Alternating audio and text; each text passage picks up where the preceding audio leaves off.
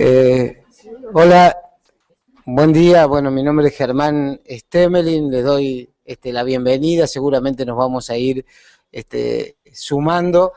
Eh, Quería decir dos cositas cortitas para empezar rápido. Tenemos una agenda extremadamente cargada. Lo primero, quería agradecer a todas las subcomisiones en carácter de coordinador de las subcomisiones, que por cierto no ha sido para nada un trabajo. Es increíble cómo trabajan todas las subcomisiones, se reúnen todos los meses y todas las subcomisiones están funcionando, peleando por tener más jornadas, por tener más espacios en el Congreso argentino, en participar en las guías. Eso por un lado. Y el otro breve comentario al formato de las jornadas, este formato de debate que a mí personalmente me encanta, porque por un lado me parece que lo hace más divertido, pero fundamentalmente porque muchas veces cuando nos sentamos ahí estamos esperando que quien da la conferencia se comprometa, que tome partido, que nos diga qué es lo que haría él ante una situación, y a veces nos vamos con un montón de información actualizada de un montón de temas, pero sin esa recomendación precisa, y acá el formato obliga que sí o sí el que está hablando tome partido. Y a veces tiene que tomar partido por cosas de las cuales no está totalmente convencido, lo cual me parece también que es una ventaja, porque nos obliga a que miremos las cosas desde otro lugar, y está bueno. Y por último, me parece que para que el formato realmente funcione es necesario que cuando estemos ahí de público, participemos del juego. Y participar del juego no implica votar, ni tampoco hacer preguntas, sino sentarnos con la actitud de que realmente nos pueden cambiar la opinión del preconcepto con el que veníamos. Y me parece que eso sería muy interesante ver que las votaciones al final de los debates no son exactamente iguales que al principio. Habla de nuestra apertura de cabeza. Y bueno, comencemos por el debate sobre leucemia mieloide crónica.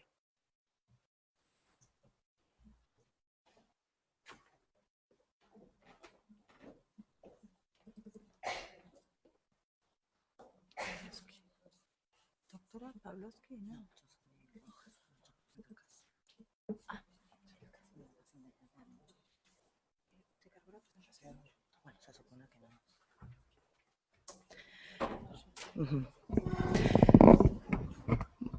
Bueno, buenos días a todos, a la audiencia presente y a la audiencia que nos está mirando y escuchando desde diferentes puntos del país. Bueno, vamos con la presentación del caso clínico. El debate básicamente se basa en el uso de inhibidores de ITK de primera generación versus inhibidores de ITK de segunda generación en primera línea de tratamiento. El caso problema se trata de una mujer de 50 años derivada por leucocitosis. Al ingreso presentaba un hematocrito de 38%, leucocitos de 48.000, plaquetas de 290.000, con una fórmula con desviación hacia la izquierda, segmentados 81, callados 8, metamielocitos 1%, linfocitos 10%. No presentaba esplenomegalia palpable y el diagnóstico inicial fue de una leucemia mieloide crónica en fase crónica con un score de SOCAL bajo.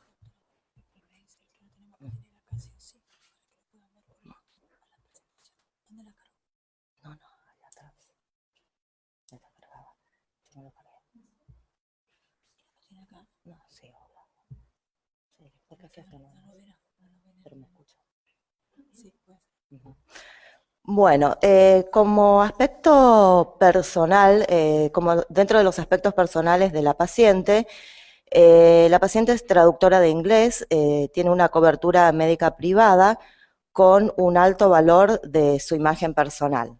Siguiente. Bueno, presentado el caso, vamos a proceder a la primera votación.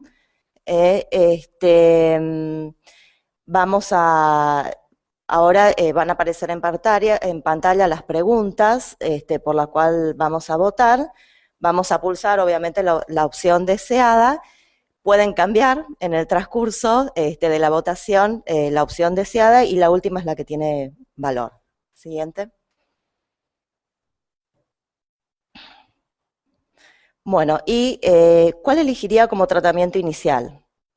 La primera opción, imatinib. Segunda opción, dasatinib. Tercera, nilotinib. Cuarta, dasatinib o nilotinib. Quinta, hidroxiurea. Sexta, interferón. La siguiente. Bueno.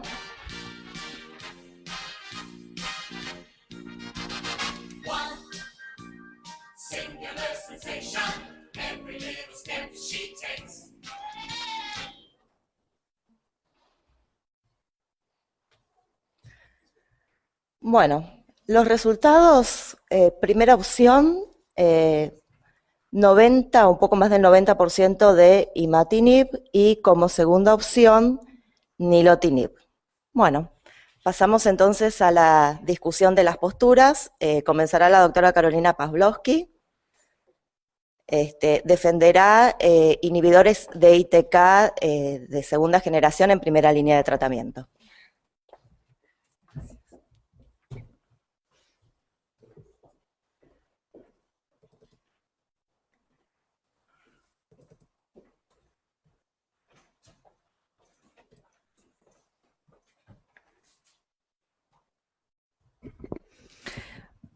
Bueno, buen día a todos.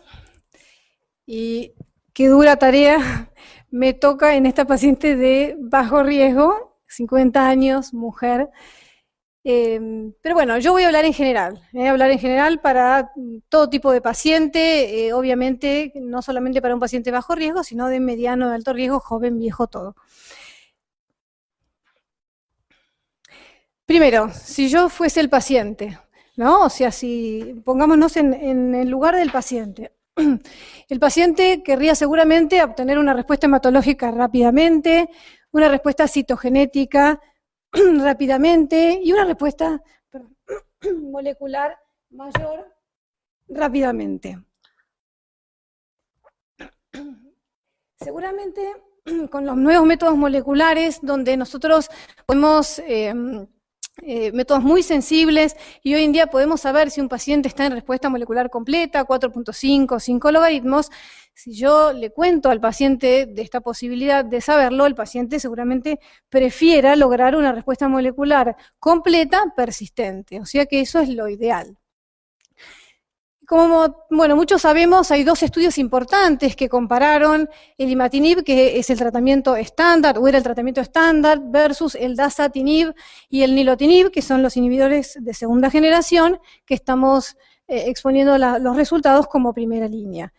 El estudio del Dasillon, que comparó imatinib con dasatinib, más que nada lo que quiero que focalicen en esta tabla, que tiene muchos datos, es las respuestas moleculares completas, 4.5 logaritmo, como ustedes pueden ver, hay un 36%, o 4 logaritmos, hay un 36%, perdón, acá hay un puntero.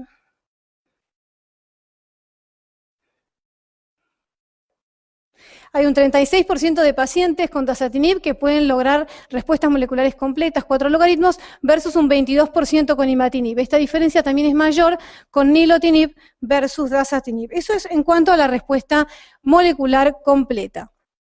Si separamos cada estudio en particular, lo que me parece importante destacar, por ejemplo, en la curva del Dasillon, donde evalúa las respuestas moleculares mayores, es que en estas dos poblaciones de pacientes, imatinib por un lado y dasatinib por otro, a 24 meses la respuesta molecular mayor obtenida es del 64% en dasatinib versus un 46% en imatinib, y esto es estadísticamente significativo. O sea que ya tenemos pacientes con respuestas más profundas. ¿Y por qué es importante obtener respuestas más profundas? Hay un tema que, bueno, ahora, hoy en día, en este año, se va a publicar la nueva European Leukemia Net, la actualización, y se van a publicar la importancia de obtener los transcriptos a 3 meses, por lo menos medirlos, medir el transcripto a 3 meses y saber qué pasa. Si es un paciente que va a ser un lento respondedor, o un mal respondedor, o un buen respondedor. Pongo el ejemplo de la última columna, de los pacientes que obtuvieron más de 10% de BCR-ABL a 3 meses. El 8% de pacientes con dasatinib y alrededor del 9% con imatinib. Con respecto al nilotinib, que es la otra droga que es importante también tener en cuenta como segundo inhibidor, con respecto a las respuestas moleculares completas, respuesta 4 logaritmos, ¿no? Si menos de 0,01%, podemos ver que a 3 años el 50% de los pacientes con nilotinib 300 miligramos cada 12 obtenían las respuestas moleculares, persistían en respuesta molecular completa, y el 26% lo hacía con imatinib. O sea que las respuestas son bastante más bajas. Es importante tener en cuenta que el imatinib es una droga buena, es una droga fiel, pero hay diferencias en cuanto a la obtención de las respuestas. ¿Y para qué quiero obtener las respuestas moleculares completas? Y bueno, en realidad lo que yo estoy tratando de evitar en mi paciente o en pacientes de bajo y alto riesgo es la progresión a fase acelerada de crisis blástica. Si yo pudiese asegurar que el paciente no va a progresar, bueno, eso por supuesto es el escenario ideal, pero si yo sé que, por ejemplo, como muestra el estudio NEST, que del grupo de pacientes con nilotinib, el 3,2% eran los que progresaban versus 6,7% con imatinib, y bueno, uno se queda bastante más tranquilo que los pacientes con nilotinib progresan menos que con imatinib.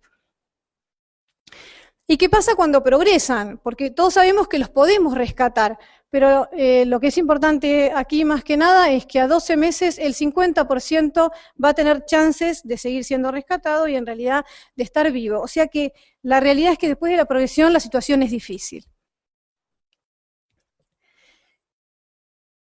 ¿Por qué? Uno de los puntos del debate me parecía importante no solamente hablar de las respuestas, sino de factores pronósticos que nos puedan ayudar a poder ver qué pacientes podrían ser, como dije antes, buenos respondedores o malos respondedores. Entonces, en este gráfico de barras publicado, el trabajo publicado por el CML Study 4 del grupo alemán, lo que me interesa destacar acá ven las gráficas, las barras de la última columna. Son pacientes, en este caso, con imatinib.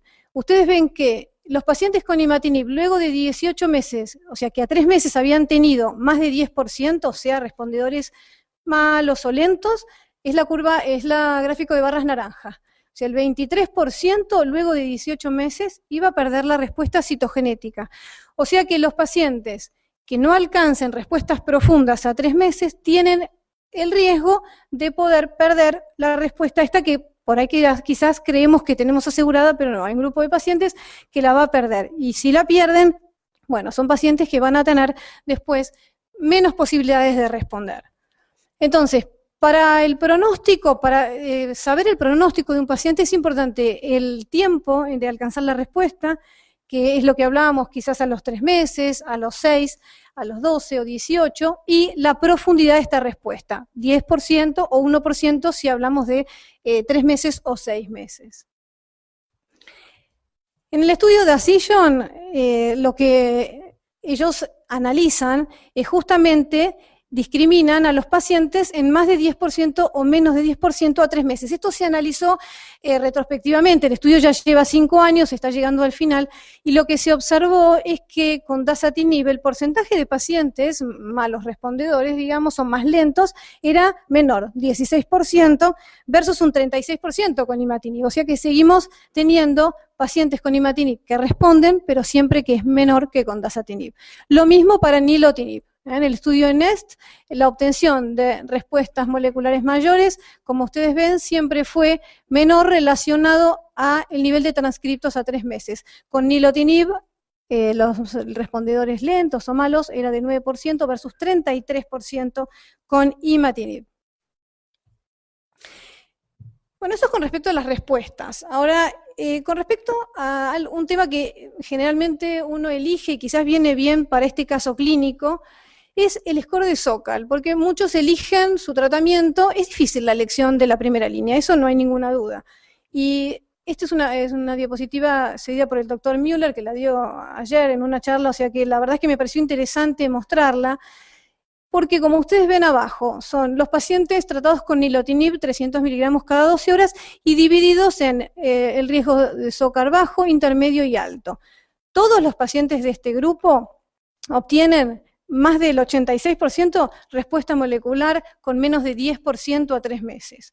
Ahora, vayamos a esta población que quizás es la que más les interesa por el tipo de respuestas que ustedes contestaron con respecto a la paciente nuestra.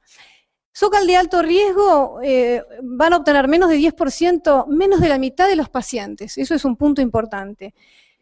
SOCAL intermedio, el 70% de los pacientes tiene chances de obtener menos de 10%. Y SOCAL de bajo riesgo, 79%. Entonces, nuestra paciente tendría 80% de posibilidades de obtener menos de 10% a 3 meses. Pero recordemos que, bueno, hay un 20% de chances de la paciente de no obtenerla. Con respecto a cuál es el mejor tratamiento, simplemente esta diapositiva es para recordar que sabemos que el imatinib es una buena droga y sabemos que los inhibidores de segunda en primera son mucho más potentes, pero que este estudio, el IRIS a 8 años, concluye, después no fue actualizado, pero que alrededor de un 47% de pacientes con imatinib tiene respuestas inaceptables. Yo no entro, digamos, en aclarar simplemente cuando el paciente, como que quizás muchos tienen, o algunos tienen el problema de que no les dan la droga, el paciente se hace resistente. Pensemos en general en pacientes que sí reciben la droga y por motivos de resistencia pierden la respuesta o son fallas primarias, etc. Hay la mitad casi de los pacientes con imatinib no va a tener respuestas óptimas. Y para esa mitad hay que tener alguna otra opción. O quizás hay que pensarla de antemano. Y un tema que ya llegando un poco al final es que muchos pensamos, ¿qué pasa si le doy nilotinib o satinib en primera línea? ¿Qué me queda después? O sea, estoy quizás, dándole una opción en segunda línea. Eso en realidad con los nuevos resultados ya creo que es una pregunta que ya no nos la hacemos tanto porque podemos observar los excelentes resultados y qué pasa si obtenemos respuestas rápidas. Pero acá se los puse más que nada con la pregunta de que nuestro objetivo con estos inhibidores en primera línea, ¿qué es? ¿Prevenir o tratar la falla del tratamiento? En realidad sería la prevención, y la prevención, podemos ver nosotros con lo que mostré antes, es que con los inhibidores de segunda vamos a tener mayor éxito con las respuestas más tempranas, y sobre todo bajas tasas de progresión a fase acelerada y crisis blástica. Si fallan, va a haber fallas seguramente, y fallas, falta tiempo, pero fallas va a ser mucho menor el porcentaje de fallas. Y gracias a Dios tenemos nuevas drogas, ponatinib y otras drogas que están en investigación con muy buenos resultados. De esto quiero aclarar con respecto al imatinib, que una vez que lo cambiamos al paciente, el paciente se hizo refractario, falló, el 50% va a obtener una respuesta citogenética completa, pero la pérdida de esta respuesta a 2 años va a ser del 15%. Y para terminar, ¿cuáles serían los objetivos entonces? Están cambiando los objetivos. Si uno mira de 3 años a esta parte, con todos los resultados de los nuevos estudios están cambiando. Puedo tomar cualquier camino, pero los inhibidores de segunda, no hay duda que producen mayores tasas de respuestas moleculares a 3 meses. Tenemos mayor porcentaje de pacientes con menos de 10%. Es verdad que no hay una mejor sobrevida hasta ahora. Se necesita mayor tiempo de seguimiento para realmente poder concluir si hay o no diferencia en la sobrevida. El manejo de los eventos adversos. Y ese es otro tema que yo no voy a hacer hincapié en esto, simplemente decir que es muy importante no asustarse, digamos, con los eventos adversos, porque saber manejarlos de acuerdo a las tablas de toxicidades y poder evaluar de cuando yo reinicio, como se hacen los protocolos de investigación, reiniciar a la misma dosis y no reiniciar por las dudas a una menor dosis. Cada uno los maneja, por supuesto, a su manera, pero lo ideal sería guiarse por estas tablas para que los resultados en primera línea sean los que nosotros obtenemos después en los estudios de investigación. Porque por supuesto que si uno va suspendiendo al inhibidor de primera, nunca voy a llegar a esas respuestas tan buenas que mostraba antes. Y uno de los temas que me parece muy importante mencionar es que con los inhibidores de segunda generación vamos a obtener respuestas moleculares completas, más posibilidad de obtener respuestas moleculares completas.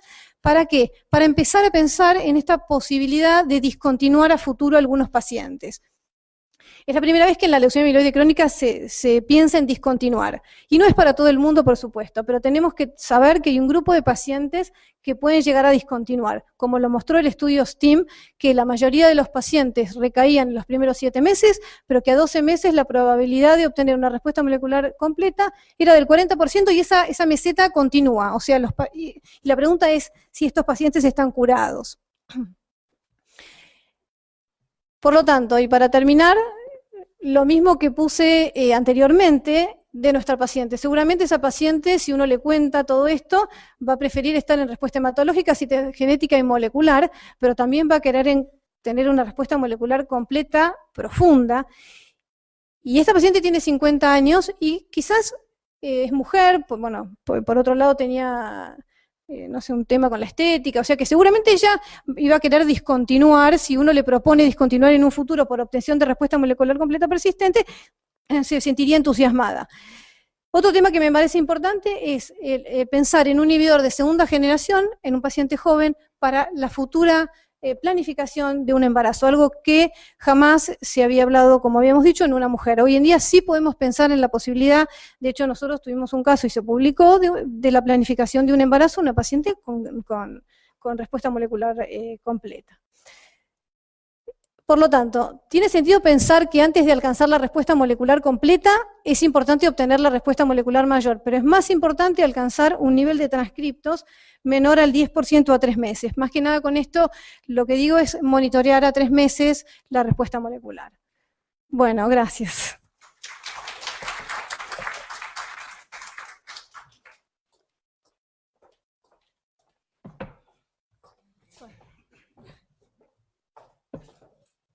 Buenos días.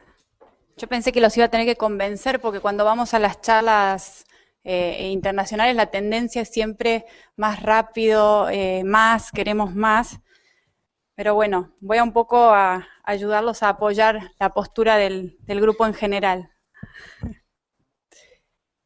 A ver, vamos a ver cómo es esto acá. Esta paciente tiene una leucemia mieloide crónica y, como bien dijo Carolina, no nos debemos olvidar que se trata de una enfermedad seria, es una neoplasia y tenemos el riesgo de la progresión, ¿sí? ¿Con el mouse? Pero bueno, cuando vamos a tomar una decisión de inicio de tratamiento, tenemos muchísima información y eso es lo que muestro en esta diapo, ¿sí? Gráficos, cosas, que todo esto va a influenciar en nuestra decisión. No hay duda de que el imatinib modificó y fue una revolución en lo que es el tratamiento del cáncer en general, de cómo se enfocan las terapias. Fue el boom y claramente... Uy, no, esto está mal, esperen. Claramente, vamos a volver. No, es que son esos clics que hiciste. Sí, voy con las flechitas abajo. Claramente cambió la historia de los pacientes con leucemia mieloide crónica, ¿sí? Ahí ya estábamos. Un paciente con leucemia mieloide crónica hoy puede tener una sobrevida a 10 años mayor al 80%. Pero bueno, como les decía, toda esta información que nos mostró Caro y toda esta disponibilidad que tenemos ahora de las nuevas terapias nos hacen tener que pensar mucho al momento de decidir. Y yo ahora me voy a orientar un poquito en los estudios que hablan más de imatinib en primera línea, ¿sí? Bueno, el IRIS, como por todos conocidos. Caro habló del ENES, del Dacillon, yo voy a estar hablando también del CML4 y un poco del trabajo de los ingleses en pacientes que ellos tratan. El otro día, el martes, justo antes de venir acá, vino un paciente con leucemia mieloide crónica que hace 5 años que está en tratamiento con imatinib y había estado en la charla que dio el doctor Cortés, una teleconferencia para pacientes. Seguro que varios de sus pacientes fueron, y vino con un montón de preguntas. Entonces le digo, bueno, a ver, pero ¿cuál fue tu idea general? Y me dice que el imatinib ya es viejo. Entonces yo le dije, bueno, hay unos carteles en la ciudad que dice viejo no es lo mismo que vintage, ¿sí? Ay, no me podés contestar eso, pero bueno, yo ahora les quiero mostrar porque estoy convencida que imatinib sigue siendo una buena opción de tratamiento. La mayoría de los pacientes, cuando empiezan el tratamiento con cualquier inhibidor de tirosinquinasa, van a lograr en semanas una remisión hematológica completa, acordémonos, hemograma normal, sin esplenomegalia. Entre los 3 y los 6 meses van a tener la respuesta citogenética mayor y entre los 6 y los 12 la respuesta citogenética completa. Y esta respuesta citogenética completa es la que se ha asociado a una mejoría en la sobrevida libre de eventos, sobrevida libre de progresión y sobrevida global en esta población, ¿sí? Y este punto es muy importante porque es el que cambió la historia de los pacientes, el logro de la respuesta citogenética completa a los 12 meses.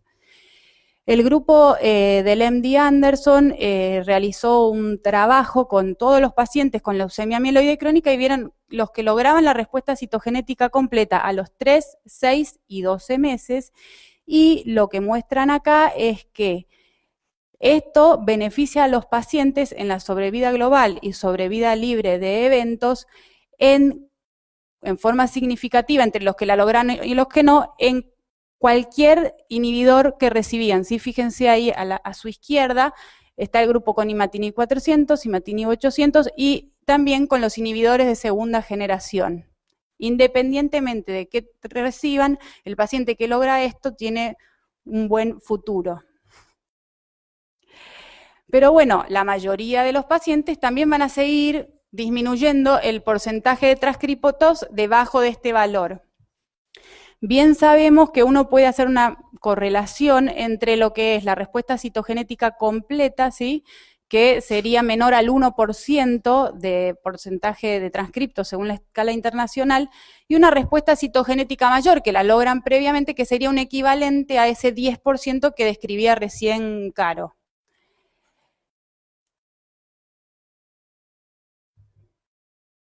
Pero ¿cuál nivel de respuesta es la que necesitamos obtener?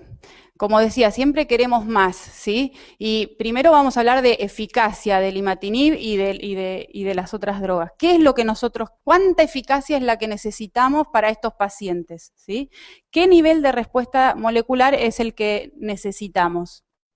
Caro ya les habló mucho en favor de la respuesta molecular mayor, y en realidad eso se basa en este trabajo que es el IRIS, en el que se vio que los pacientes que lograban la respuesta molecular mayor a los 18 meses de tratamiento tenían una superior sobrevida libre de eventos. ¿Y eventos qué es? Además de evento, muerte y progresión, tienen los pacientes que tienen pérdida de respuesta citogenética, ¿sí? Que esos pacientes a veces los podemos rescatar. Pero acordémonos que si están en respuesta citogenética completa, tienen una sobrevida que es comparable a una población normal.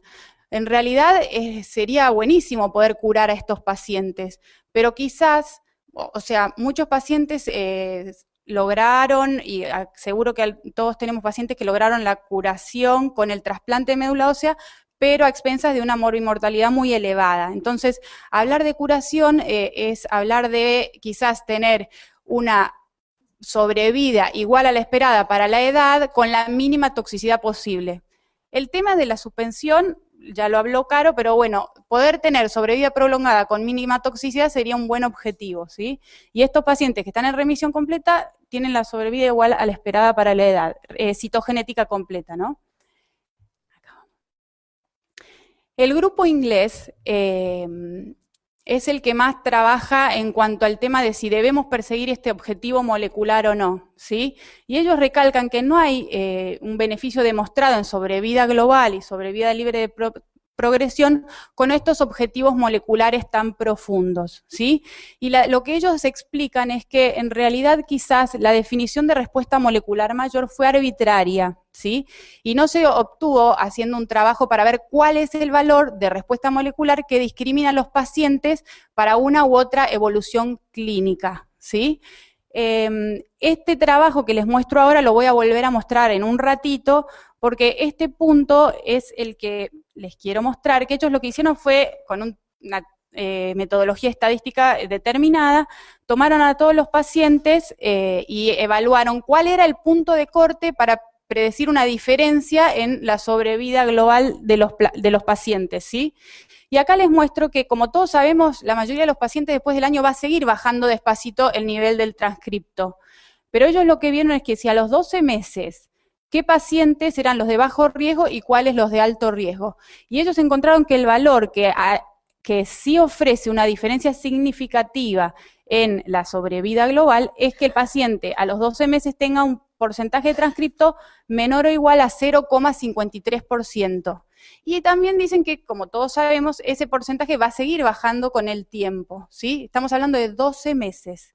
Fíjense, entonces, un paciente que tiene este valor ideal, según ellos, al año de tratamiento, tiene un 95% de probabilidades de sobrevida a los 8 años, versus los que tienen más de este valor, que tienen 74% de probabilidad de sobrevida a 8 años. Ya desde el 2003 empezaron a hacer trabajos para ver qué porcentaje de transcriptos o qué reducción de transcriptos podía predecir evolución clínica, ¿sí? En el 2003 la doctora Brandford publica un trabajo, después el doctor Müller en el 2008 también, prediciendo distintos endpoints, ¿sí? Según el porcentaje molecular, pero hace muy poco, Caro ya les estuvo contando, este es el mismo trabajo que les mostré recién del 0,53 al año, y ahora voy a mostrar el CML4, que también tiene un valor similar, demostraron que los pacientes con transcriptos menores o iguales al 10% a los 3 meses, eso sí marcaba una diferencia importante en cuanto a la sobrevida global de estos pacientes, ¿sí? Este es el mismo trabajo que les mostré recién y en realidad cuando ellos analizan todo esto encontraron que cuando evaluaron a 3 meses, a 6 meses y a 12 meses, el valor que era más significativo era el de los 3 meses. Por eso no conocemos tanto todos nosotros los valores al año y a los 6 meses de cuál es el punto de corte deseado, ¿sí? Y por eso hoy se está apuntando a esta respuesta temprana, a esta respuesta profunda y temprana. Estamos hablando de eficacia, ¿sí? ¿Cuántos pacientes en este trabajo habían logrado con imatinib menos del 10%, o más o menos el 75% de los pacientes había logrado este objetivo a los 3 meses? O sea que el 75% de los pacientes con imatinib lograron este objetivo y tenían la curvita de arriba de probabilidad de sobrevida global. O sea que los que tenemos que rescatar son muchos menores. El grupo alemán también publica resultados de diferencia en sobrevida global y sobrevida libre de progresión entre los pacientes que tienen más o menos del 10% a los 3 meses. Uno de los temas es ese porcentaje menor en la tasa de progresión en los pacientes que reciben nilotinib en primera línea, y ese es uno de los puntos que siempre se recalca cuando se recomienda el uso de inhibidores en segunda generación en primera, pero lo que les quiero mostrar es que en realidad hasta ahora, fíjense los números que son muy similares, ni Nilo ni DASA han demostrado hasta ahora ventajas significativas en la sobrevida libre de progresión. Es verdad, necesitamos tiempo, ¿sí? Pero hasta ahora la diferencia en sobrevida no es significativa. Hay algunos casos más, algunos casos menos con cada inhibidor. Pero bueno, se trata de pacientes que hasta ahora, estamos todos hablando de cura y de suspensión de medicación, pero hasta ahora eso todavía no es un hecho, está en estudio, ¿sí? Ojalá pudiéramos lograrlo, pero hasta ahora tenemos un paciente que por ahora va a tener que tomar un tratamiento en forma crónica, y tenemos todo el tema de los eventos adversos. Rash cutáneo, toxicidad hepática, toxicidad, todo lo agudo está muy protocolizado, como dijo Caro, hay que ajustarse a las guías de manejo de eventos adversos, etcétera. Pero bueno, puntualmente, muy importante el tema de la toxicidad hematológica y el manejo según los protocolos para tratar de que la dosis que recibe el paciente tengamos el efecto lo más continuo que podamos de este inhibidor. Pero lo más importante que yo les quiero mostrar es que en realidad, esta la vamos a pasar por un tema de tiempo, tenemos mucha historia con imatinib, tenemos más de 10 años de seguimiento, y en realidad los eventos adversos agudos con los inhibidores de segunda generación los estamos sabiendo manejar en general, pero han aparecido casos de toxicidades a largo plazo que sí, es verdad, son poquitos los casos, pero existen y se han reportado y hemos recibido alarmas de los laboratorios para estar atentos a estas situaciones. Enfermedad isquémica cardíaca con nilotinib, por ejemplo. Cuando uno participa a veces, lee los estudios y los lee en general así, pero si uno sabe que estuvo trabajando con pacientes en el protocolo y sabe que los pacientes que fueron al NSTD, no es como la mayoría de los protocolos que decían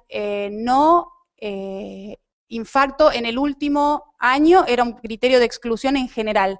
El de Nilo fue historia de infarto, era un criterio de exclusión. O sea que en el NSTD no hay ningún paciente, no pudo ingresar ningún paciente que tenía historia de enfermedad isquémica coronaria, ¿sí? Entonces, acordémonos que estos porcentajes tan bajitos que tenemos de enfermedad isquémica, o también el evento que en realidad fue algo nuevo, de enfermedad arterial oclusiva periférica, que han aparecido algunos pacientes con esto, eso fue algo que no estaba previsto, pero el tema de la toxicidad cardíaca era algo que excluía a los pacientes porque sabíamos que podía tener algún efecto. Nosotros en el hospital tenemos de 9 pacientes con nilotinib en primera línea, que tenemos en general en el servicio. Tuvimos 2 casos de pacientes que presentaron enfermedad arterial oclusiva periférica. Uno tuvo que hacerse una amputación de un dedo del pie y en realidad es cierto, le descubrimos que tenía hiperglucemia, la otra paciente era hipertensa y diabética, o sea, pero nosotros estamos tratando pacientes en la vida real, no es que los seleccionamos y le tenemos que sí o sí dar un inhibidor, queremos que sea una droga segura. Con el tema de dasatinib tenemos el tema de que existen casos descriptos de hipertensión arterial pulmonar, también muy poca la incidencia, pero bueno, debo confesar que de los 11 pacientes que tratamos con dasatinib en primera línea en el hospital, tenemos un caso de un paciente que la presión sistólica de la arteria pulmonar, cuando descubrimos que era esa la causa de su disnea, era de 90 milímetros de mercurio y está en tratamiento por eso ahora. Entonces, no nos olvidemos de que todos estos eventos pequeños, como el edema, como la diarrea, que todo es manejable y nosotros lo vemos al paciente 15 minutos, pero después el paciente está en casa todos los días con su situación médica, van a hacer que esto tenga mucha influencia en la adherencia del paciente, que es tan importante con imatinib ya demostrado, ¿sí? Imatinib o inhibidores de segunda línea de segunda generación en primera línea. Seguimos con el tema de la adherencia. Los pacientes con leucemia mieloide crónica en tratamiento con imatinib, se les hizo esta encuesta, esto fue un trabajo que se presentó en el ASHE en 2008, se hizo el estudio, y lo que se mostró es que, en general, ¿cuál es la perspectiva del paciente con este tratamiento crónico, ¿sí? La mayoría de los pacientes consideró que sus eventos adversos no fueron bien manejados y que fueron muy molestos y que afectaba su actividad laboral en un 67%, su actividad social en un 77% y su interacción con familiares en un 72%. ¿Qué es lo que hace esto? ¿Por qué les muestro esto? Bueno, hoy no lo tomo, o bueno, voy a tomar en una fiesta, entonces no lo tomo. Esto ya está muy demostrado por el mismo grupo inglés, que una disminución de la adherencia de por lo menos 3 días en un mes, que sería 10%, marca una gran diferencia en los logros, ¿sí? En la eficacia de la medicación. Todavía no tenemos datos y sabemos que se está trabajando en adherencia con los inhibidores de segunda generación, pero ¿por qué recalcamos esto? Porque podemos elegir el imatinib, y yo les digo que sí, que lo elijan, pero tenemos que ser muy conscientes de que tenemos que estar siempre presentes con el tema de la adherencia. Porque algunos dicen que quizás los inhibidores de segunda, como la respuesta es más profunda, saltearse alguna dosis quizás pueda no ser tan importante, y eso lo van a responder los estudios. ¿Cuál es la célula más importante? Saber cómo es nuestro paciente y, más allá de qué enfermedad tiene, qué paciente tiene esa enfermedad, ¿no? Bueno, esta es una diapo prestada de Bea, que nosotros en el hospital tenemos un método muy especial para controlar esto en los pacientes. Pero volvamos a la evidencia, ¿qué es lo que tenemos hoy, sí? La evidencia, los libros, los gráficos. Las guías del NCCN ya y es lo que se viene y es lo que contó Caro y es lo que les hablé un poquito, es el tema de importancia de la evaluación a los 3 meses, ¿sí? Porque marca diferencia en sobrevida. Y como ven, más o menos del 10% continúa misma dosis de imatinib, dasatinib o nilotinib, o sea que tenemos libre elección, ¿sí? Algunos ya están diciendo que quizás sea ese un momento para cambiar la terapia. Caro bien mostró que los pacientes que necesitan una segunda línea, ¿cuál es el porcentaje de respuesta a esa segunda línea?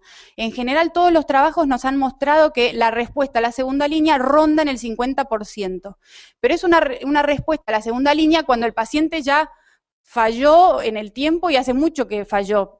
Si ahora sabemos que a los 3 meses podemos tomar una decisión, vamos a ver qué dicen las nuevas guías, ¿no? Entonces, bueno, para mí les quiero volver a insistir en que imatinib todavía es muy buen tratamiento de primera línea para leucemia mieloide crónica en fase crónica, que tiene muy buen perfil de toxicidad, que la única toma es mejor para el paciente y eso nosotros lo tenemos muy en cuenta. Muy importante la adherencia y quizás la única toma mejora la adherencia y en general tenemos muy buenos resultados. Entonces tenemos que elegir, esta quedó medio chiquita y podemos elegir cualquiera. Yo fui a buscar el término vintage en el diccionario y en realidad hablaba de que es un producto que tiene calidad y yo les acabo de mostrar la eficacia del imatinib, que es un producto que tiene historia y les acabo de contar que tiene 10 años de historia y que conocemos cuál es el efecto de la droga y cuál es el perfil de toxicidad y tenemos tiempo que eso lo demuestra y que es un producto que es exclusivo y en realidad yo creo que lo vinculé a adherencia, pero en realidad creo que nadie va a ser igual al imatinib en la historia de la leucemia mieloide crónica. Y lo que les quiero recalcar en este momento son 2 cosas. Una es que el tema del bolsillo. Yo no toqué el tema de costos porque cada uno conoce su bolsillo y cómo lo maneja, pero bueno, esta paciente que estamos contando hoy tiene cobertura privada, o sea que podemos elegir. Y el otro tema es que cuando vuelvan a votar ahora, en realidad lo que queremos que voten no es puntualmente este caso, porque cuando, la verdad, si a las apuradas lo preparamos, yo agarré una paciente que es una paciente real, y bueno, es de Zócal bajo, ¿sí? Pero en realidad lo que queremos que voten no es puntualmente este caso, sino que cuál es su estrategia de tratamiento. Yo creo que el imatinib es excelente droga si uno tiene una clara y rigurosa estrategia para manejar al paciente. Y con esto, nada, muchas gracias.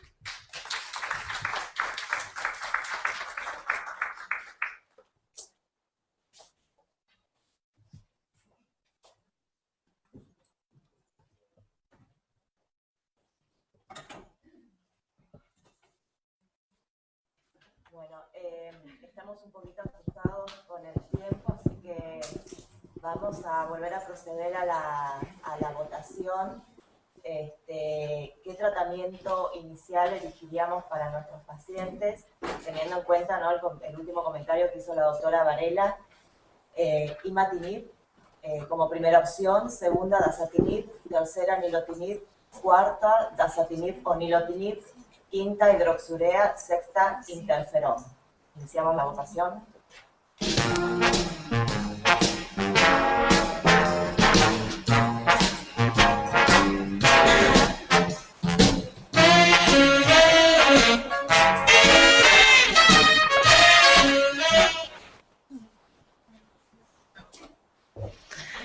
Bueno, hemos cambiado un poco.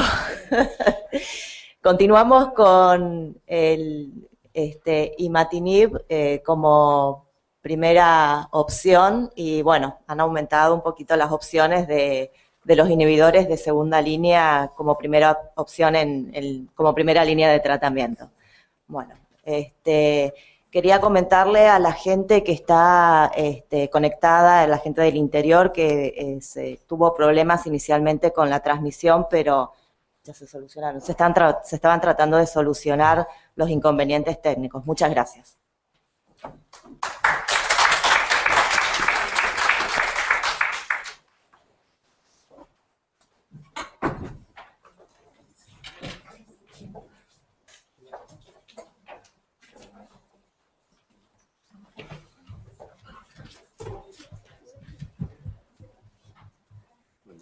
¿Cómo le va, doctor?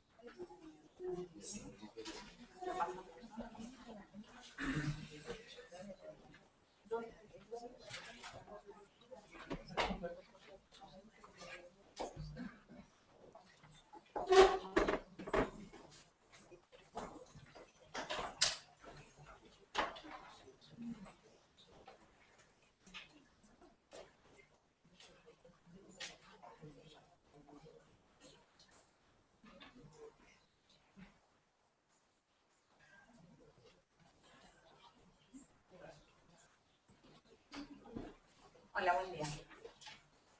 Bueno, en esta segunda sesión lo que vamos a discutir es de la subcomisión de hemoterapia, la presentación de un caso clínico de un paciente con Guillain-Barré, y va a haber dos disertantes, que son la doctora Klein del Hospital Rossi de La Plata y el doctor Carlos Beck del Hospital Austral, que van a discutir diferentes conductas.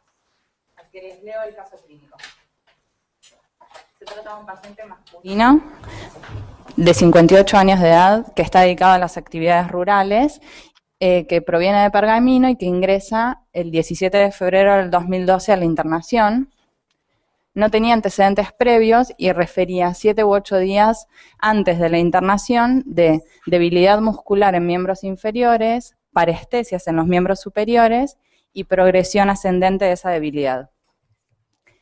Estos síntomas aparecían luego de un esfuerzo, pero se fue agravando el cuadro y en las últimas 48 horas antes de la internación le imposibilitaba deambular. La siguiente. Cuando el paciente ingresa en la internación, se hace una punción lumbar en donde el líquido cefalorraquídeo informaba una disociación albuminocitológica con 160 miligramos de cilitos de proteínas y 2 células por milímetro cúbico.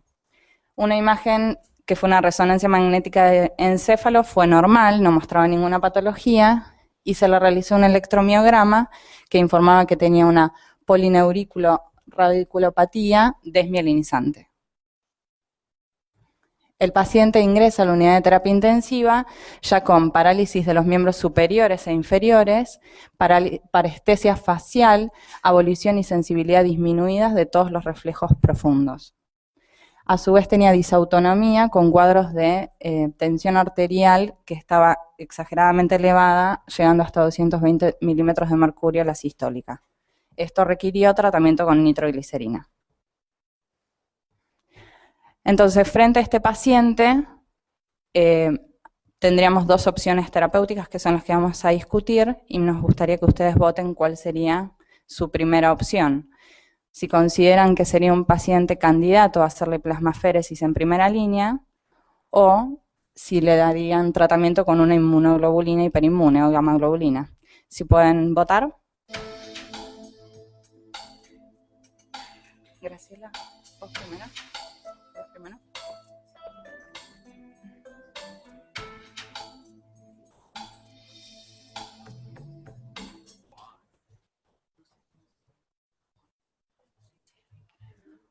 Bueno, parejo. Bueno, Graciela nos va a convencer de alguna de las dos posturas. Después vemos de vuelta.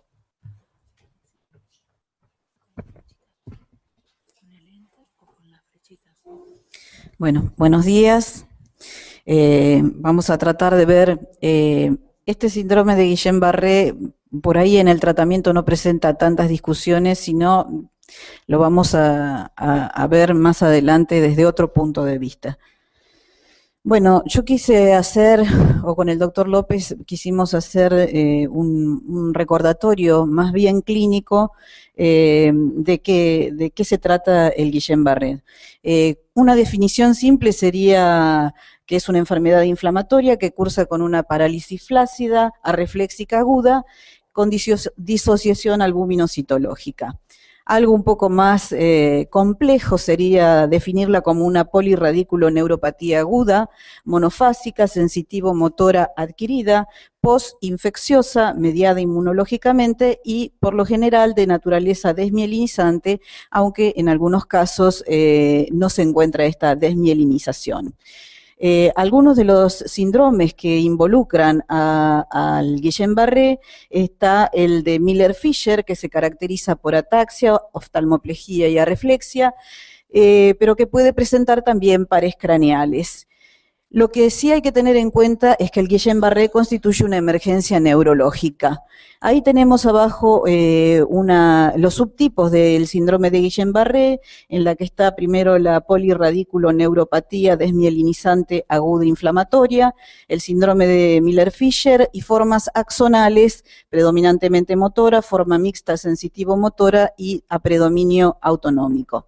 En el gráfico del costado, ustedes pueden ver es un compendio, digamos, de lo que vamos a desarrollar después, con la presencia de los anticuerpos y de la fisiopatología que involucra esta enfermedad. Epidemiológicamente se presenta 1 cada 100.000 casos por año, la relación hombre-mujer es de 1.78 a 1, esa relación se mantiene también en los niños, 2/3 están precedidos por infecciones del tracto respiratorio superior o digestivo, y los gérmenes involucrados habitualmente es el Campylobacter jejuni en el 30% de los casos, algunos virus como el CMV en 10% de los casos, el Epstein-Barr, el varicela zoster, el Mycoplasma pneumoniae. Y una cosa que fue interesante de rever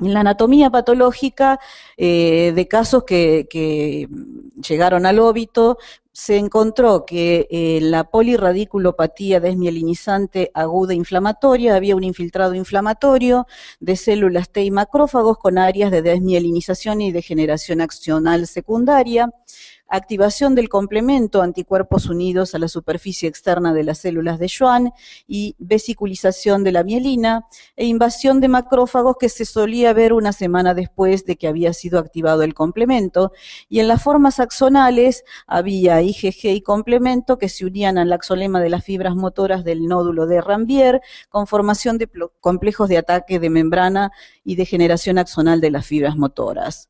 Bueno, en esta historia de la enfermedad se han involucrado distintas intervenciones, es decir, no solamente arriba la infección por el Campylobacter jejuni, sino que hay factores que dependen también del huésped y que serían algunos polimorfismos de pequeños nucleótidos que estarían involucrados en el mimetismo molecular que encuentran los autoanticuerpos dirigidos contra el Campylobacter jejuni. Y lo que provoca después, ¿no es cierto?, digamos, la respuesta inmune con producción de autoanticuerpos. Gracias. Bueno, en las formas desmielinizantes lo que encontramos es el macrófago con la destrucción de la mielina, y en las formas axonales en realidad está dirigido más, como ustedes ven acá, el macrófago se mete dentro de esta estructura para dañar al axón. Hay una destrucción de los canales en el nódulo de Ranvier, de los canales de sodio, y bueno, se fijan de esa manera el complemento para destruir el axón. Bueno, acá hay una serie de subtipos en los cuales podemos encontrar los autoanticuerpos. Como ven, hay variantes que Algunos pueden definir un poco mejor la patología cuando no están presentes todos los síntomas o cuando los síntomas pueden confundirnos con alguna otra patología de características y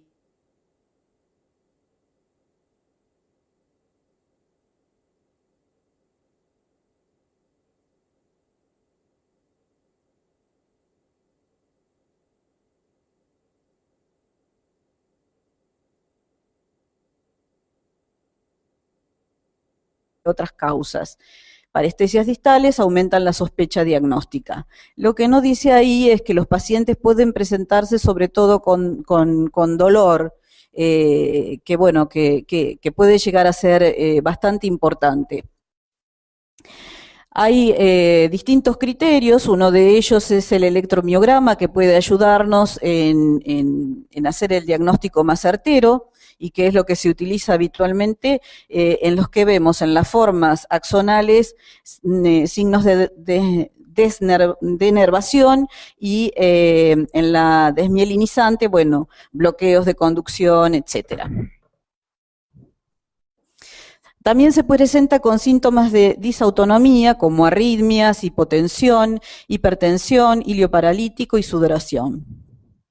El curso clínico de anticuerpos y de la infección está evaluado en este gráfico, en el que ustedes pueden ver que recién entre las 2 semanas pueden presentarse el pico mayor de los anticuerpos, y que si uno va a buscar en el líquido cefalorraquídeo esa disociación albuminocitológica, también va a empezar a aparecer entre la 2ª y la 4ª semana. Por eso que muchas veces no se encuentra en etapas más tempranas. En cuanto a la severidad, hay distintas digamos, escalas que evalúan el compromiso del paciente.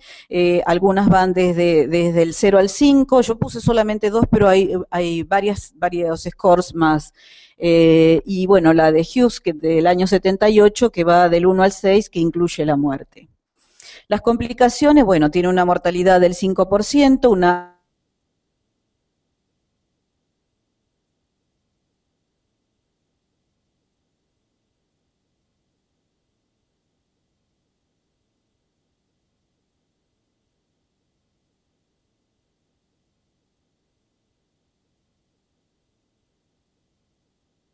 inmunoglobulina hiperinmune, tiene un componente mayor de IgG, se encuentra el pico a los 3 días después del tratamiento endovenoso y la vida media puede llegar a ser de 18 a 32 días.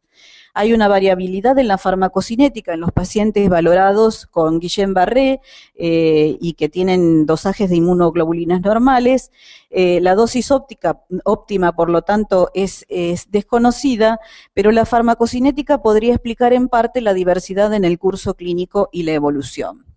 Los mecanismos de acción de la inmunoglobulina, bueno, son bastante pleiotrópicos y involucran a distintos digamos, efectores, a los receptores de FC, a la inflamación, a las células B y anticuerpos, a las células T, al crecimiento celular. Sin embargo, el mecanismo exacto que involucra la inmunoglobulina en la mejoría del Guillain-Barré no está totalmente esclarecido.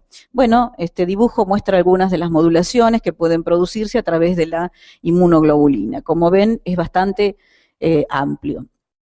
La dosis recomendada de tratamiento es de 0,4 miligramos por kilo durante 5 días o una dosis de 1 gramo por kilo durante 2 días. Actualmente se considera la más efectiva, pero en niños, completando siempre una dosis total de 2 gramos por kilo. ¿Cuándo se inicia el tratamiento? Se inicia cuando hay una progresión rápida de la debilidad muscular, insuficiencia respiratoria o necesidad de ventilación mecánica, compromiso de los pares craneales, incapacidad de deambular independientemente. En cuanto a los estudios que se han hecho comparativos entre inmunoglobulina y plasmaféresis, me pareció interesante poner este trabajo en el cual hacía, cuando hablábamos de la farmacocinética, de la variabilidad de la farmacocinética en los pacientes de la inmunoglobulina, en la que hicieron una evaluación de 4 percentiles en los que incluían a los pacientes de acuerdo a la diferencia que encontraban desde el dosaje de inmunoglobulina en un comienzo y el de las 2 semanas, que fue el que creyeron que era el de mayor impacto para predecir el futuro de ese paciente. Y entonces se encontraban que aquellos que estaban en el percentil 1, que tenían un dosaje de inmunoglobulina, una diferencia de inmunoglobulina con respecto al valor inicial de 3,99 gramos por litro, iban a tener un curso más severo a lo largo de los 6 meses que aquellos que estaban en el percentil 4, que llegaban a tener 10,92 gramos por litro desde el valor inicial o de la diferencia que había entre el valor inicial de su inmunoglobulina basal y el que surgía después de la indicación del tratamiento. Los efectos de las inmunoglobulinas se presentan solo en un 5% de los casos, son leves en realidad, en general, pero pueden encontrarse algunos un poco más importantes. Realmente a mí no me ha tocado asistir a ninguno de ellos, pero una de las cosas que mencionaba como bastante a tener en cuenta es que puede haber reacciones anafilácticas serias en aquellas inmunoglobulinas que tienen un porcentaje de IgA importante y aquellos que tienen una sensibilización a la IgA, que tienen una anafilaxia que está asociada a la sensibilización de IgA presente, en los que están deficientes de ella. Las respuestas al tratamiento se definen como buena evolución, a un descenso o mantenimiento del score a menos de 2 de la escala de la incapacidad, y esta incapacidad es la capacidad de caminar sin ayuda en un seguimiento de 6 meses, pero pueden haber respuestas anómalas al tratamiento. Una de ellas son las fluctuaciones relacionadas al tratamiento, definido como un periodo de empeoramiento en los últimos 7 días, seguido de un periodo de mejoría que haya tenido el paciente durante al menos 7 días, luego de 12 semanas desde que el paciente fue diagnosticado de Guillain-Barré, y a una recaída se la denomina cuando hay un empeoramiento durante más de 7 días, comenzando luego de las 12 semanas que el paciente fue diagnosticado de Guillain-Barré, pero dentro del año en que se logró esa randomización. El empeoramiento comprende para algunos un incremento de más de 5 puntos según un score internacional o de un incremento de un grado de la discapacidad definido como el que mostramos hoy por Hughes en el 78. La evolución 1 a 10% de los pacientes tratados con inmunoglobulina endovenosa muestran una recaída temprana luego de una mejoría o estabilización, y esos pacientes frecuentemente mejorarán luego de una segunda dosis de inmunoglobulina. Algunos pacientes no mejoran o tardíamente pueden empeorar en las primeras semanas después de la primera dosis, y en estos pacientes una segunda dosis podría ser beneficiosa, pero se requieren mayores estudios randomizados y controlados. Esto se explica en este gráfico. Uno puede ver que normalmente, bueno, el Guillain-Barré que tiene una severidad media tiene este tipo de evoluciones. Cuando tiene una severidad mayor, la infusión de inmunoglobulina en muchos casos mejora, pero estas fluctuaciones relacionadas al tratamiento son los que requieren 2 dosis. Y bueno, la severa generalmente no responderá con ninguno de los tratamientos. Hablábamos entonces de la farmacocinética de cada paciente, y una de las teorías propuestas es que habría un daño más extenso del nervio resultante de un incremento de la extravasación de la inmunoglobulina a tejidos inflamados o un mayor catabolismo de la misma. Este es uno de los trabajos que encontré más nuevos. Es una base de datos de Cochrane que se analizó en el 2013 y que involucraba a un montón de trabajos también de base de datos desde el 2001 en el cual se analizaron 536 pacientes en los cuales no se encontró una diferencia significativa en cuanto al uso de inmunoglobulina o recambio plasmático. En cuanto a lo que me toca defender a mí, bueno, ¿cuáles son las diferencias más importantes con respecto a la plasmaféresis? No es necesario ni un personal entrenado ni otro tipo de especificaciones, está al alcance de todos dependiendo lógicamente de los costos. En cuanto a la plasmaféresis, sí necesita un equipamiento especial, un personal capacitado y, bueno, descartables a disposición. Vuelvo a reiterar que, bueno, la plasmaféresis ha mostrado igual eficacia que la inmunoglobulina, pero es un tratamiento más invasivo y arriesgado, sobre todo en algunos pacientes críticos o en centros que no tienen, digamos, experiencia en el tema. Esto es un resumen que logré encontrar de un centro en México, en donde ellos hicieron el balance de todos los casos que habían analizado, vieron que tenían diarrea, infecciones de vías aéreas, todos estos fueron los antecedentes previos, cómo habían empezado el cuadro neurológico, qué es lo que habían hecho, la progresión y cuántos lograron en su evolución recuperarse y cuántos habían tenido secuelas. Nada más.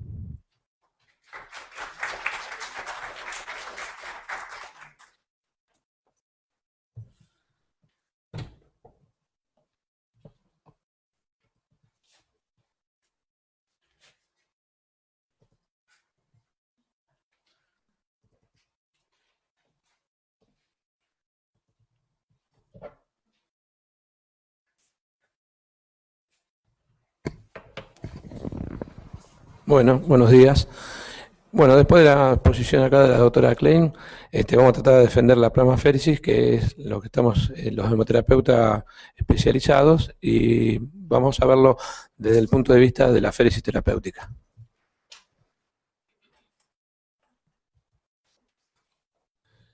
Bueno, yo puse algunas cosas también, como hizo la doctora, voy a remarcar algunas cositas, algunas ya las dijo la doctora.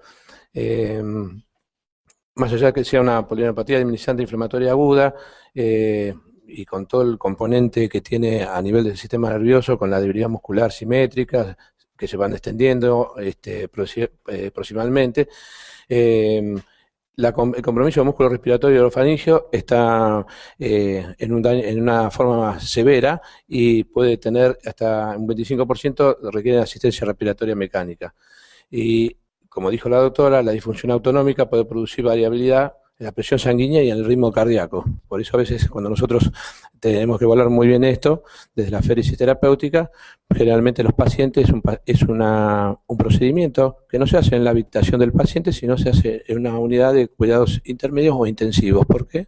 Porque el paciente tiene que estar monitoreado, sobre todo por esta variabilidad que uno puede encontrar en la tensión arterial y monitoreado por la disautonomía que puede producir bradicardias importantes.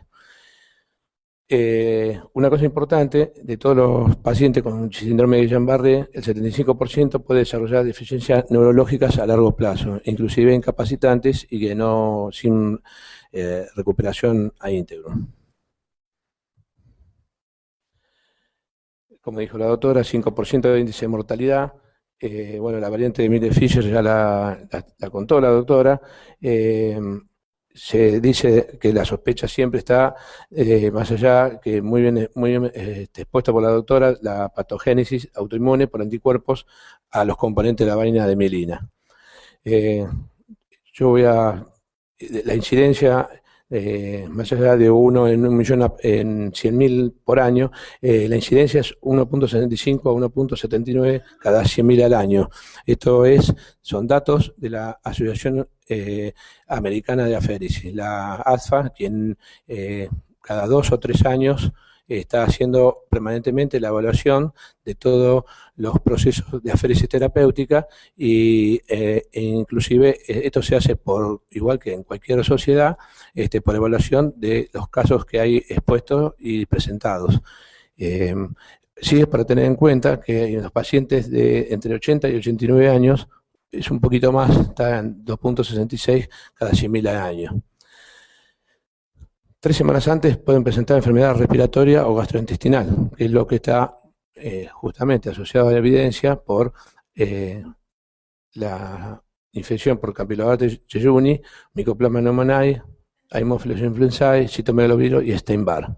Y también está descrito en la literatura después de vacunaciones por tétano, influenza y hepatitis, como bien dijo después del año 78 la doctora. El manejo y tratamiento actual, visto desde lo expresado por las guías, el cuidado en los pacientes que está expuesto así como pacientes ambulatorios con la polineumopatía aguda, en el sentido de que hay grados leves de Guillain-Barré. El cuidado es paliativo, así que presentan dolores y se hacen medicaciones como el gabapentin o el tegretol, la carbamazepina. Los afectados graves necesitan sí o sí cuidados intensivos, asistencia respiratoria mecánica y la rehabilitación, o sea, la asistencia de todo el resto, con rehabilitación inclusive a medida que empieza a progresar, a mejorar, y rehabilitación puede tener de meses, 6 meses a 1 año o más. Hay pacientes que necesitan una larga rehabilitación kinesiológica. Con respecto a los corticoides, como único tratamiento no fueron de utilidad y no tiene, a diferencia de otras patologías, no tuvo asidero. El recambio plasmático terapéutico, en el caso de Guillain-Barré, fue la primera modalidad de tratamiento con efecto favorable. La eficacia fue comparada en estudios clínicos comparativos aleatorios que se hicieron en Estados Unidos, Francia.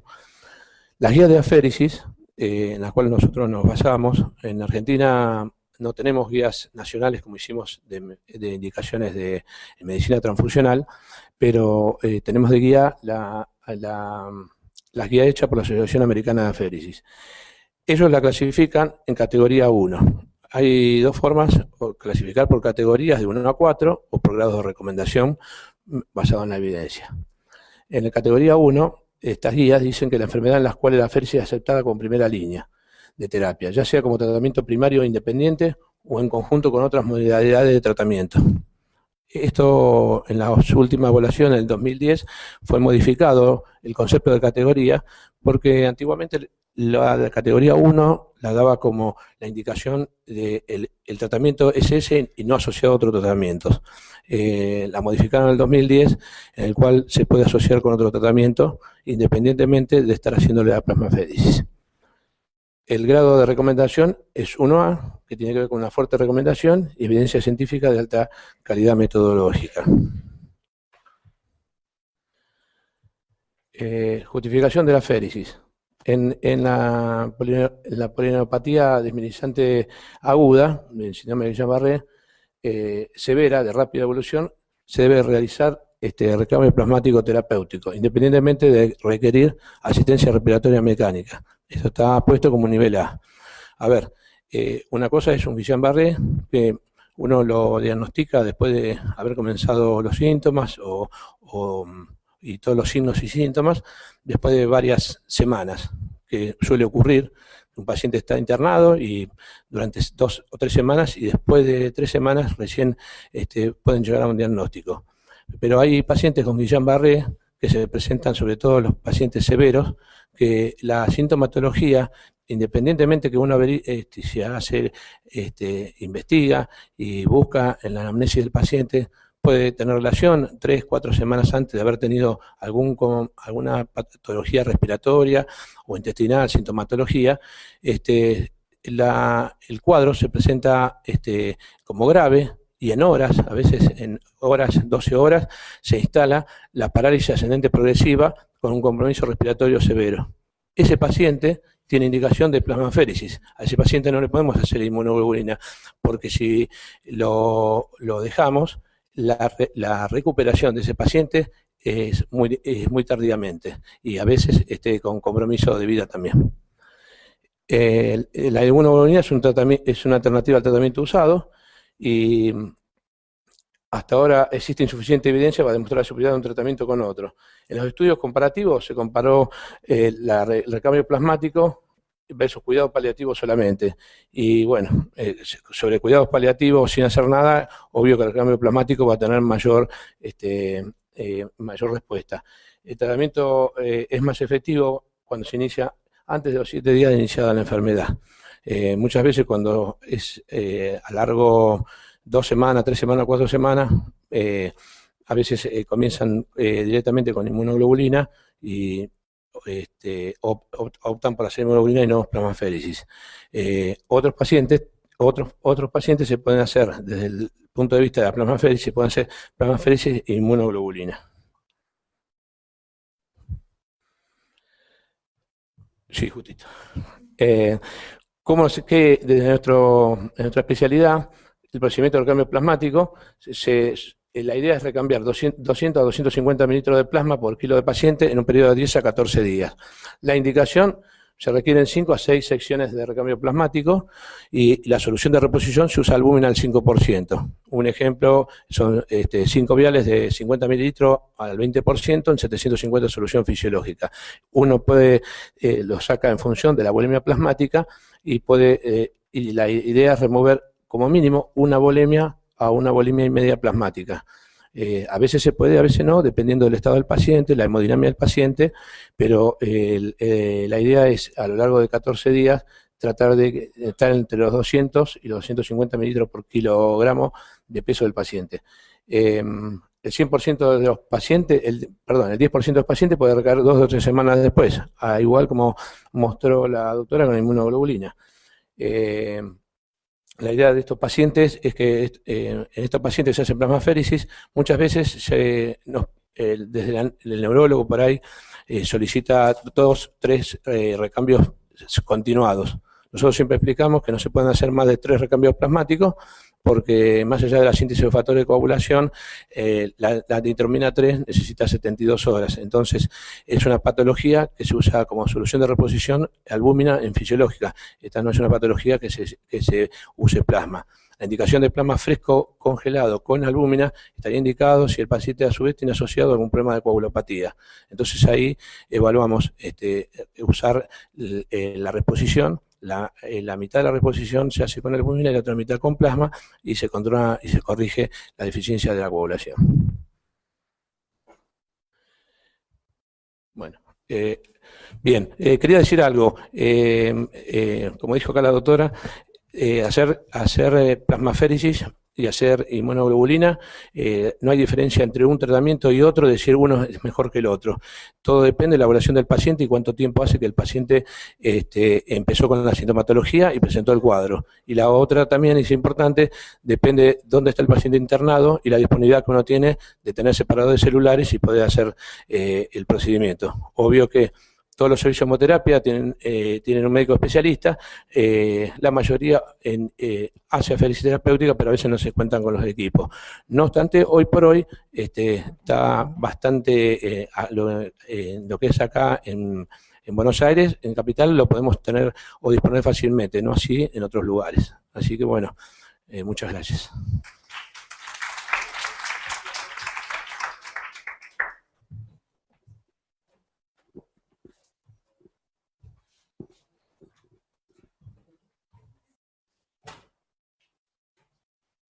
Bueno, no sé si los convencieron de alguna otra cosa. Así que si nos acompañan, volvemos a votar. Había dado una mínima ventaja a la plasmaféresis en primera línea, así que si quieren votamos nuevamente y vemos qué conclusiones sacamos.